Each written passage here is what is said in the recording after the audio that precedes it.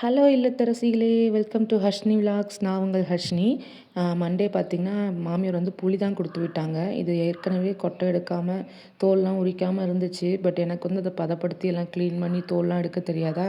So அதனால் மறுபடியும் மாமியார்கிட்டே கொடுத்து விட்டுட்டேன். அவங்க தான் ஃபுல்லாக எல்லாம் தோல்லாம் எடுத்துகிட்டு கொட்டைலாம் எடுத்து காய வச்சு மறுபடியும் கொடுத்து விட்டாங்க. இந்த புளி வந்து கொஞ்சம் ஸ்டோர் பண்ணிவிட்டு மீதி புளி வந்து உப்பு தடவி நம்ம ஒரு கவர்லேயோ இல்லை எதில் போட்டு எடுத்து வச்சிட்டோம்னா ரொம்ப நாளைக்கு இது வரும். ஏன்னா அது வந்து உப்பு போடாமல் எடுத்து வச்சா கெட்டு போயிடும். அதனால் உப்பு போட்டு தடவி எடுத்து வச்சிட்டேன்.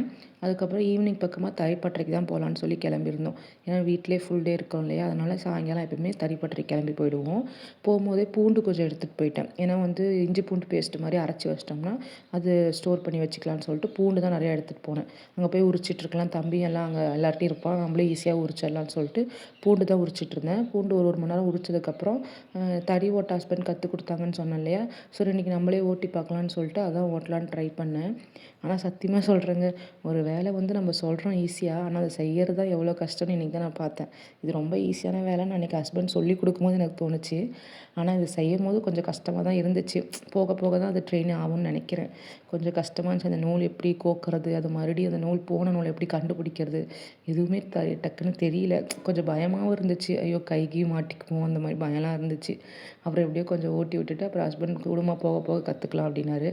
அப்புறம் வீட்டுக்கு வந்தோடனே இஞ்சி தான் சீவி வச்சிட்ருந்தேன். ஏன்னா பூண்டு அங்கேயே உரிச்சிட்டேன்.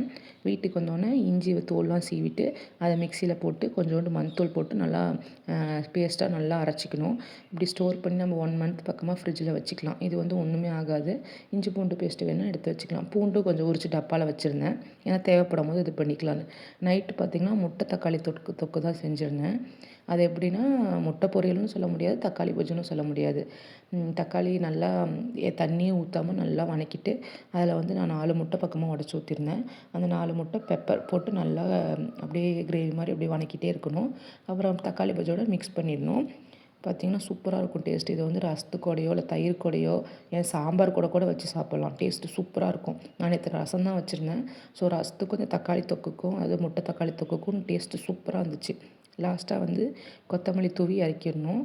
நீங்கள் ட்ரை பண்ணி பாருங்கள், கண்டிப்பாக உங்களுக்கு இது பிடிக்கும். டேஸ்ட்டு சூப்பராக இருக்கும். அதுக்கப்புறம் டின்னர் சாப்பிட்டுட்டு கிளம்பிட்டோம். உங்களுக்கு பிடிச்சிருந்தா கண்டிப்பாக லைக் பண்ணுங்கள், ஷேர் பண்ணுங்கள், ஃபாலோ பண்ணுங்கள். Thank you so much friends.